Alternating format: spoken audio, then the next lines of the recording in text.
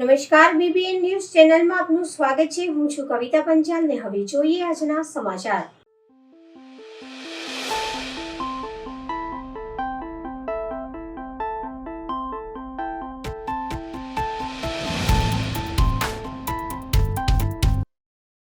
ડભોઈ ખાતે ધારાસભ્યશ્રી અને ભાજપના નેતાઓ કાર્યકરોની ઉપસ્થિતિમાં 6 એપ્રિલના રોજ ભાજપના સ્થાપના દિવસની ભાજપના ઘરે ધ્વજ ફરકાવી ભવ્ય રીતે ઉજવણી કરવામાં આવી હતી।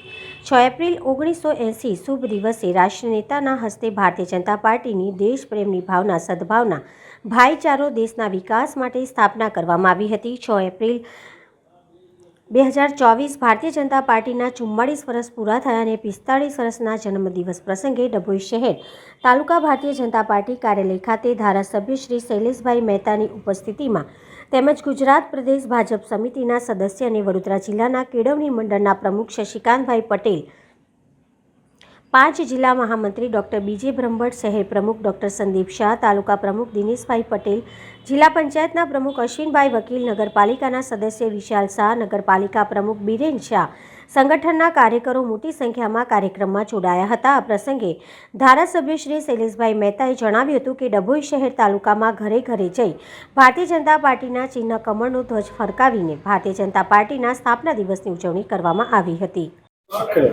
આજે 6 એપ્રિલ ભારતીય જનતા પાર્ટીનો આજે સ્થાપના દિવસ છે। સમગ્ર દેશમાં ભારતીય જનતા પાર્ટીના કાર્યકરો દ્વારા ઘરે ઘરે ધ્વજ ફરકાવવાનો ભારતીય જનતા પક્ષનું આહવાન કેન્દ્રીય નેતાગીરી આપેલું છે। એ પ્રમાણે દર્ભાવતી નગર ખાતે પણ આજે ભારતીય જનતા પક્ષનો ધ્વજ લહેરાવવામાં આવ્યો છે અને દરેક બૂથમાં 150 ઘરો પર ભારતીય જનતા પક્ષના કાર્યકરો ધ્વજ ભારતીય જનતા પક્ષનો લગાવશે। સ્થાપના દિવસ નિમિત્તે સમગ્ર દેશ ભાજપમય બને એના માટેનું આ એક અભિયાન છે। આગામી ચૂંટણીમાં ભારતીય જનતા પક્ષ 400 કરતાં વધુ બેઠકો લાવે અને ગુજરાતમાં 26 બેઠકો 5 લાખ કરતાં વધુ મતથી જીતાડવાનો જે સંકલ્પ પ્રદેશ પ્રમુખ છે લીધો છે, એ સંકલ્પના આધારે ભારતીય જનતા પાર્ટીના તમામ કાર્યકરો કામ કરી રહ્યા છે અને 4 જૂને પરિણામ આવશે। તે દિવસે ઐતિહાસિક જીત ભારતીય જનતા પક્ષની થનાર છે અને ભૂતકાળના તમામ રેકોર્ડો તોડીને ભારતીય જનતા પક્ષ ગુજરાતમાં 26 બેઠકો 5 લાખ કરતાં વધુ મતે જીતશે। સાથે દેશમાં 400 કરતાં વધુ બેઠકો લાવીને મોદી સાહેબનો પરચમ લહેરાવશે। ભારત માતા કી જય, વંદે માતરમ। ક્ષત્રિય સમાજ વિરુદ્ધ ટિપ્પણી કરવાનો વિવાદનો મુદ્દો ગામડાઓ સુધી પહોંચી ગયો છે। સાવલી તાલુકાના નટવરનગર ગામે પરસોત્તમ રૂપાલાની ટિકિટ રદ ન થાય તો ભાજપના કોઈપણ કાર્યકરોએ અને આગેવાનોએ ગામમાં પ્રવેશવું નહીં તેવા બેનરો સોશિયલ મીડિયામાં વાયરલ થયા હતા। સાવલી તાલુકાના ક્ષત્રિય સમાજમાં પણ રૂપાલાની ટિપ્પણી મુદ્દે ભારે અસંતોષ અને સમગ્ર દેશમાં પરિણામ ભોગવવાની ચીમકી ઉચ્ચારવામાં આવી હતી। અમે નટવરનગર ગામના વતનીઓ આજ રોજ આ લોકસભાની ચુનાવનો વિરોધ કરીએ છીએ અને બહિષ્કાર કરીએ છીએ કે જ્યાં સુધી અમારા સમાજની બેન દીકરીની વાત પર જે અભદ્ર ટિપ્પણી પરસોત્તમ રૂપાલાએ કરી છે એની ટિકિટ રદ કરવામાં નહીં આવે ત્યાં સુધી આ ગામની અંદર કોઈ પણ ભાજપના કાર્યકર્તા બેસવું નહીં અને પક્ષને કહેવા માગીશ કે જો આની ટિકિટ રદ કરવામાં ના આવે તો આનું પરિણામ ભોગવવા તૈયાર રહે। ખાલી ગુજરાતમાં નહીં આખા ભારતમાં આની અસર જોવા મળશે। ગામ નટવરનગર, તાલુકો સાવલી, જિલ્લો વડોદરા। ગોપાલસિંહ કનીજા।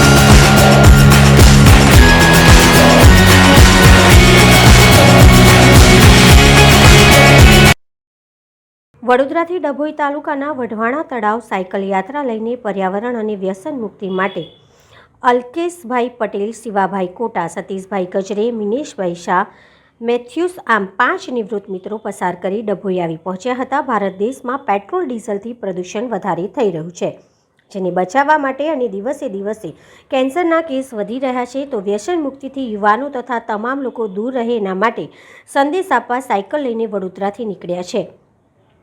ડભોઈના ઐતિહાસિક કિલ્લાને પણ નિહાળી આશરે 500-600 વર્ષ પહેલાં બનાવેલા કિલ્લા આજે પણ અકબંધ જોઈને દિલ ખુશ થઈ ગયું હોવાનું જણાવ્યું હતું. જ્યારે સવારે ઉઠીને સાયકલ ચલાવવાની ખૂબ જ મજા આવે છે અને હાથ પગ પણ મજબૂત રહે છે. મારી આજે 65 વર્ષની ઉંમર છે, છતાં પણ તંદુરસ્ત શરીર છે. વ્યસન મુક્તિથી દૂર રહીએ છીએ, જેના કારણે એટલે યુવાનોને એક સંદેશ આપવા માંગીએ છીએ કે જેમ બને એમ વ્યસનથી દૂર રહો, વ્યસન મુક્ત રહો.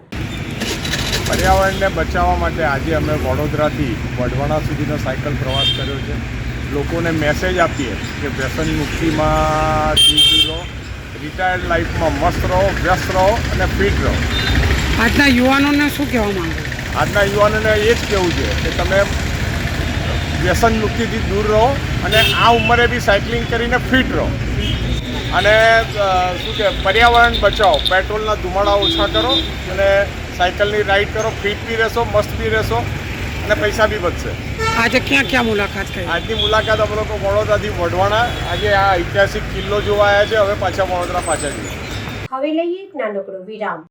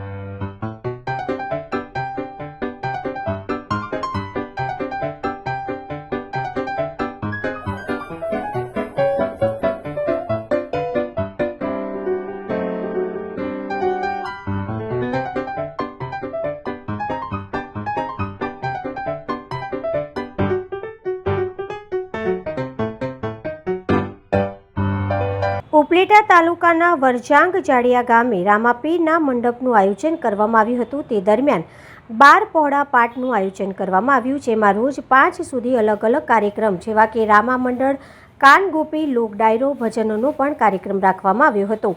બહારથી પધારેલા મહેમાનોમાં માજી ધારાસભ્ય લલિતભાઈ વસોયા પધાર્યા હતા. આજુબાજુના ગામના ભક્તોએ મંડપનો લાભ લીધો. જાડિયા સમસ્ત ગ્રામજનો દ્વારા અને સેવકો દ્વારા સરબત, છાશ, ચા, પાણી અને પ્રસાદીમાં દરરોજ 5 દિવસ સુધી આયોજન કર્યું હતું, જેમાં બહોળી સંખ્યામાં આ પ્રસાદીનો લાભ લીધો હતો. અને આ રામાપીરના મંડપ 12 પહોળો પાઠ ભવ્ય કાર્યક્રમનું આયોજન કરવામાં આવ્યું હતું, જેમાં સમસ્ત ગામના લોકો 5 દિવસ સુધી ભરપૂર સેવા કરી અને રામાપીરના આશીર્વાદનો લાભ લીધો હતો.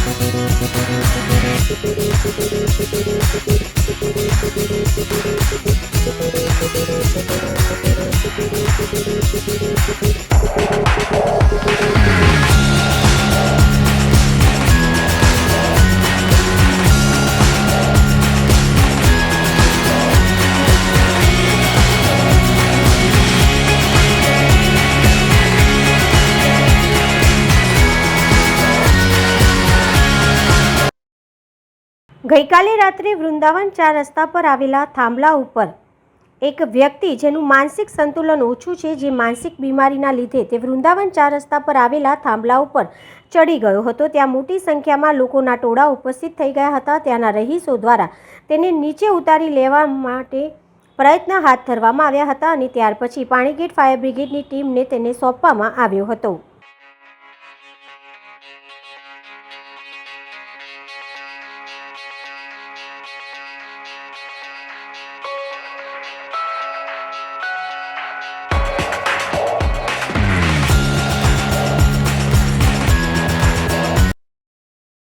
ખેતીના ખોજમાં લાઠી સંતોકબા મેડિકલ સેન્ટર લાલજી દાદાના વડલે કૃષિ મેળાનું કુલપતિ ડૉક્ટર ટીબડિયાની અધ્યક્ષતામાં પ્રારંભ.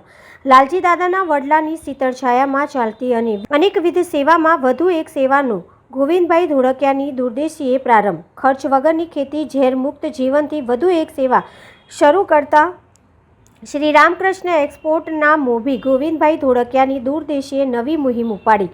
લાઠી સંતોકબા મેડિકલ સેન્ટર સંચાલિત આરોગ્યધામ લાલજીદાનો વડલો એટલે અનેક માટે ઉપકાર છે. નિરામય આરોગ્ય જળ તીર્થ વ્યસન મુક્તિ પર્યાવરણ શ્રી રામકૃષ્ણ કલામ આરોગ્ય પ્રોજેક્ટ સૌર ઉર્જા ફરતા દવાખાનાના ઉપરાંત ઘરે બેઠા સાત્વિક ભોજન પ્રસાદ સેવાઓ દૂર સદૂર રહેતા વડીલો માટે આશીર્વાદરૂપ બની રહે છે.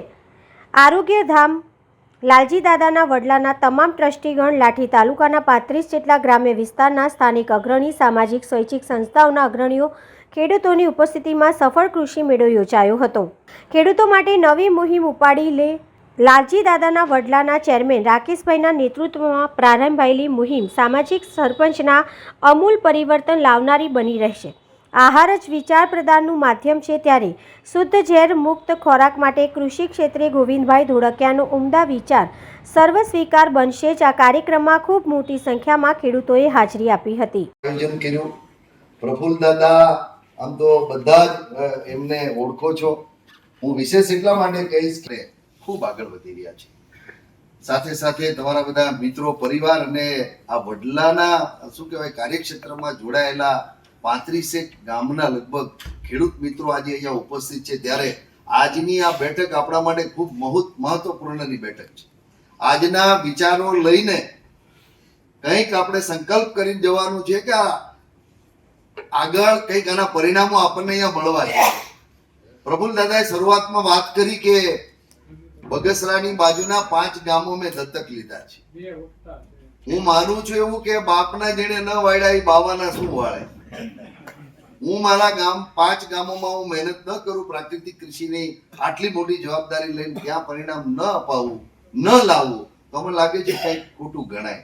એમ આ જિલ્લામાં પ્રફુલ્લ દાદાએ જે ઈચ્છા વ્યક્ત કરી છે, અને રાકેશભાઈ તમે અને હજુ ગોવિંદ કાકા સાથે પણ અમારી મુલાકાત થશે. હું વાઇસ ચાન્સેલર બન્યો ત્યારે 2 દિવસ પછી ગોવિંદ કાકાનો ફોન આવ્યો અને એમણે મને કહ્યું હતું કે સાહેબ તમે ખૂબ મોટી જવાબદારી લઈ રહ્યા છો, ત્યારે આ કૃષિ યુનિવર્સિટીને આગળ વધારવા માટે મારી કોઈ પણ પ્રકારની જરૂર પડે તો ચોક્કસ મને મળજો, આવું એમણે કહ્યું છે. હું એવું વિચારું છું કે લાઠી તાલુકાના આપણે આજે નક્કી કરીને અમુક ગામો જો દત્તક લઈને આગળ કામગીરી આપણે કરીએ, એને ફોકસ કરીએ, તો ચોક્કસ આપણને આમાં પરિણામ મળશે.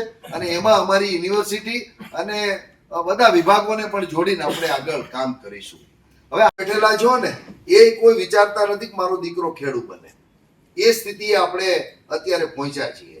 અને એ પણ જાણો છો ખેતી વગર આગળ કશું થવાનું નથી. કોરોના મહામારીમાં આપણને બધાને ખબર પડી કે બધા ચક્રો બંધ હતા, એ ખેતીનું ચક્ર ચાલુ હતું અને પેટને લાગે વળગે છે ત્યાં સુધી ખેતી વગર છૂટકો જ નથી. તો એને આગળ વધારવા માટે આપણે ખેડૂતના દીકરા તરીકે અત્યારે જે સારામાં સારી ખેતી પદ્ધતિઓ હોય એને કેમ આગળ ન લઈ જવી. મિત્રો અહીંયા આપણે ભટક્યા બહુ કરતા છીએ. जगदीश पारिक जी को सुन के मेरे को लगा कि इन्होंने जो अचीवमेंट किया वो ऑर्गेनिक फार्मिंग में किया, जैविक खेती में किया. जैविक ખેતી ને એને ખૂબ એ સમયમાં કામ કર્યું હશે અને જરૂરી પણ છે કે વિષમુક્ત ખેતી એ પણ એક એનો વિચાર છે. એની સાથે સાથે જોઈએ તો હવે સાયન્સ એન્ડ ટેકનોલોજી એટલી બધી આગળ વધી, એમાં આપણા ગુજરાતનો નહીં પણ દેશનો તમે જો અભ્યાસ કરો તો વર્ષોથી ઓર્ગેનિક ફાર્મિંગ, જૈવિક ખેતીનો પ્રચાર અને પ્રસાર ભારત સરકારને બધી યુનિવર્સિટીઓ, કેમ્પસો બધા કરે છે. મોટા મોટા વિભાગો કાર્યરત કરી દીધા છે. છતાં પણ અત્યારે આપણે એમણે જે વાત કરી ને પ્રાકૃતિક ખેતી, કુદરતી ખેતી, એના જે પ્રોટોકોલ ડેવલપ થયા છે, એના આધારે જે પરિણામ મળી રહ્યા છે, આની જો કમ્પેરિઝન કરો તો 30 વર્ષમાં એવા કોઈ ખેડૂતોમાં વધારે ફાર્મ નથી બન્યા કે જે ટકાઉ હોય અને ખેડૂતને પહેલા વર્ષે જ ઓર્ગેનિક ફાર્મિંગમાં, જૈવિક ખેતીમાં એના ખર્ચા કાઢી અને સસ્ટેનેબલ આગળ વધી શકે. મિત્રો વિચાર હું તમારી આગળ એટલા માટે મૂકું છું કે દરેક લોકો માનો કે ખેતીના વિવિધ જે પદ્ધતિઓ છે ને એની પોતાની ખૂબ સરસ મજાની ચર્ચા આપણી સાથે કરે છે. આપણે ચોક્કસ જે વિષ મુક્ત ખેતી તરફ આગળ વધવાનું જ છે. नहीं વધીએ તો શું પરિણામો આવે એ મારે કોઈને સમજાવવાની જરૂર નથી, કારણ કે छोड़ के आ गया, फुल हैंड खेती करने लग गया. आज तक जो मैंने खेती की है वो सब खेती जैविक की है. जैविक के अलावा मैंने मृदा में मेरे हाथ से जहर नहीं डाला, क्योंकि एक मृदा में जहर डालने से वो जहर पानी में भी आएगा, वो जहर हवा में भी आएगा, और वो आएगा जो आएगा सबसे पहले तो उसको मेरे बच्चे या मेरा परिवार खाएगा, मेरे उत्पादन को. इसलिए मुझे ये डर था कि जब मैं मेरे परिवार को बचा रहा हूँ तो मेरे देशवासियों को क्यों नहीं बचाऊंगा। मैंने आज तक इस्तेमाल नहीं किया।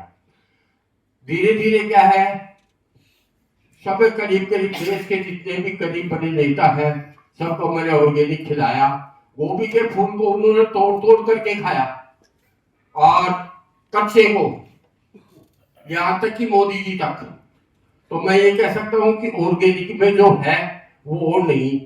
और दूसरी बात ये है, ऑर्गेनिक करने के लिए लोग उत्सुक इसलिए नहीं है कि जो पुरानी पद्धति है वो लुप्त हो गई है। मेरे पास joint director agriculture, deputy director, ये सब पर्पल आदमी ट्रेनिंग लेने के लिए आए। राजस्थान सरकार ने भेजा तो मैंने उनसे पूछा, सर आप पढ़े लिखे हैं, मान पढ़ हूं, आप मेरे से क्या ट्रेनिंग लेंगे, मैं आपको क्या ट्रेनिंग दूंगा, क्योंकि आपके पास तो यूनिवर्सिटी है, कृषि विज्ञान केंद्र है, मैं तो एक छोटे से जमीन का एक टुकड़े का मालिक हूँ, मैं आपको क्या शिक्षा दूंगा। तब उन्होंने बताया था कि हमें पढ़ाया गया है वो भी रसायन पढ़ाया है। आज तक नौकरी भी मैं रसायन में करते आ रहे हैं। अब जब 2-3-4 साल नौकरी में बच गए, अब कह रहे हैं जैविक करो, तो जैविक तो वही बता सकता है जिसकी उम्र 70 वर्ष से ज्यादा हो, क्योंकि उन्होंने बुजुर्गों को देखा है, करता है, इसलिए सरकार ने आपके पास ट्रेनिंग के लिए भेजा है। तो साथियों, લોકસભા ચૂંટણીના પડઘમ વાગ્યા અને પ્રચાર પ્રસાર શરૂ થયો ત્યારે આજે ડભોઈ વિધાનસભા વિસ્તારમાં 21 છોટાઉદેપુર લોકસભાના ઉમેદવાર જસુભાઈ રાઠવા દ્વારા તાલુકાના શક્તિ કેન્દ્રમાં 4 જિલ્લા પંચાયત સીટ અને નગરના 9 વોર્ડના શક્તિ કેન્દ્રોના હોદ્દેદારો સાથે મુલાકાત કરી આ પ્રસંગે ધારાસભ્ય શૈલેષભાઈ મહેતા સહિત આગેવાનો ઉપસ્થિત રહ્યા હતા। લોકસભાની ચૂંટણી આવતા જ પ્રચાર પ્રસારના પડઘમ હવે શરૂ થયા છે ત્યારે ડભોઈ વિધાનસભા 21 છોટાઉદેપુર લોકસભા વિસ્તારમાં આવતી હોય ત્યારે તાલુકાના 4 જિલ્લા પંચાયતની સીટ અને નગરપાલિકાના 9 વોર્ડ દીઠ 3 સ્થળોએ શક્તિ કેન્દ્રની મુલાકાત લેવા છોટાઉદેપુર લોકસભા ભાજપના ઉમેદવાર જસુભાઈ રાઠવા આજે ડભોઈ વિધાનસભામાં પ્રચાર શરૂ કર્યો હતો। ડભોઈ સીમડિયા જિલ્લા પંચાયત સીટના પંસોલી ખાતેથી પ્રચારની શરૂઆત કરી તેન તલાવ, ભીલાપુર અને મોટા હબીપુરા ખાતે શક્તિ કેન્દ્રોની મુલાકાત લઈ શક્તિ કેન્દ્રોના હોદ્દેદારો સાથે ચર્ચા કરી હતી। આ પ્રસંગે ધારાસભ્ય શૈલેષભાઈ મહેતા, શશિકાંતભાઈ પટેલ, પ્રભારી દિલીપભાઈ, ડૉક્ટર બીજે બ્રહ્મભટ્ટ સહિત ભાજપ કાર્યકરો ઉપસ્થિત રહ્યા હતા। દરેક બૂથ ઉપર 90% મત ભાજપને મળે તે માટેના સૂચનો કરવામાં આવ્યા હતા। ઇલેક્શન ગુજરાતમાં 7મી મે મતદાન છે, એના સંદર્ભમાં આજે ડભોઈ વિધાનસભામાં પણસોલી ખાતે સીમડિયા જિલ્લા પંચાયતના આગેવાન કાર્યકરોની મિટિંગ રાખવામાં આવી હતી, જેમાં અમારા ઉમેદવાર જસુભાઈ રાઠવા પણ ઉપસ્થિત રહ્યા। અમારા સંગઠનના તમામ અને ચૂંટાયેલા તમામ આગેવાનો પણ ઉપસ્થિત રહ્યા। ગામોના સરપંચો અને આગેવાનો પણ અહીંયાના ઉપસ્થિત રહ્યા છે। જસુભાઈ રાઠવાને ડભોઈ વિધાનસભામાંથી 1 થી 1.25 લાખ મતની લીડ અપાવવાનો સંકલ્પ બધાએ કર્યો છે। છેલ્લા 6 વર્ષમાં જે રીતે આ વિધાનસભા વિસ્તારમાં કામગીરી થઈ છે, તાલુકા પંચાયતના સભ્યો હોય, જિલ્લા પંચાયતના સભ્યો હોય, ધારાસભ્ય હોય કે સાંસદની ગ્રાન્ટ હોય, આ તમામ ગ્રાન્ટોમાંથી જે કામગીરીઓ થઈ છે એનાથી લોકોને એક વિશ્વાસ બેઠો છે। સાથે જ નરેન્દ્રભાઈ મોદી જ્યારથી વડાપ્રધાન બન્યા છે અનેક પ્રજાલક્ષી યોજનાઓનો અમલ કરવામાં આવ્યો છે। જ્યારથી ગુજરાતમાં ભૂપેન્દ્રભાઈ પટેલ મુખ્યમંત્રી તરીકે બેઠા છે ત્યારથી પણ ગુજરાત સરકારની અનેક યોજનાઓનો અમલ અને છેવાડાના નાનામાં નાના માનવીને એનો લાભ મળી રહ્યો છે। ચાહે પ્રધાનમંત્રી આવાસ હોય, મા વાત્સલ્ય કાર્ડ હોય, ખેડૂતોને દર વર્ષે 6,000 રૂપિયા એમના ખાતામાં જમા થતા હોય, 140 કરોડની વસ્તીમાં 80 કરોડની વસ્તીને મફત અનાજ આપવામાં આવે, ગેસના બોટલો આપીને બહેનોની રસોઈની મુશ્કેલીઓ ઓછી કરવામાં આવી। આવી અનેક યોજનાઓનો લાભ સરકાર દ્વારા સામાન્ય માણસોને મળ્યો છે। વિધવાઓના પેન્શનનો લાભ પણ મળ્યો છે, વૃદ્ધ સહાય યોજનાનો પણ લાભ મળ્યો છે અને એના જ કારણે આજે મોદી સાહેબ પ્રત્યે લોકોને લાગણીને માંગણી છે। ગુજરાતની તમામ 26માંથી 26 સીટો 5 લાખ કરતાં વધુ માર્જિનથી જીતવાની છે અને મોદી સાહેબનો ચહેરો હોય, અમિત શાહને કાર્ય કરવાની પદ્ધતિ હોય, CR પાટીલનો પ્રેત પ્રમુખની યોજના હોય અને ભૂપેન્દ્રભાઈ જેવા મૃદુ અને મક્કમ મુખ્યમંત્રી હોય, પછી આ ગુજરાત કેવી રીતે પાછળ રહી શકે? અને એમના તરફથી જે આશા અપેક્ષા રાખવામાં આવી છે, તમામ આશા અપેક્ષાઓ ડભોઈ વિધાનસભા પૂરી કરશે અને જસુભાઈને મોટી લીડથી જીતાડશે એવી આપ સૌને ખાતરી આપી છે. આજે છોટાઉદેપુર લોકસભાના ઉમેદવાર તરીકે જનસંપર્ક યાત્રામાં ડભોઈ વિધાનસભામાં જ્યારે આવવાનું થયું ત્યારે આજે 4 જિલ્લા પંચાયત અને ડભોઈ નગરના 3 કાર્યક્રમમાં ઉપસ્થિત રહેવાનું છે અને આ કાર્યક્રમમાં ખૂબ અપાર સ્નેહ અને પ્રેમ મળી રહ્યો છે. કાર્યકર્તાઓ ખૂબ ઉત્સાહથી કામ કરી રહ્યા છે. વંદે માતરમ, ભારત માતા કી જય.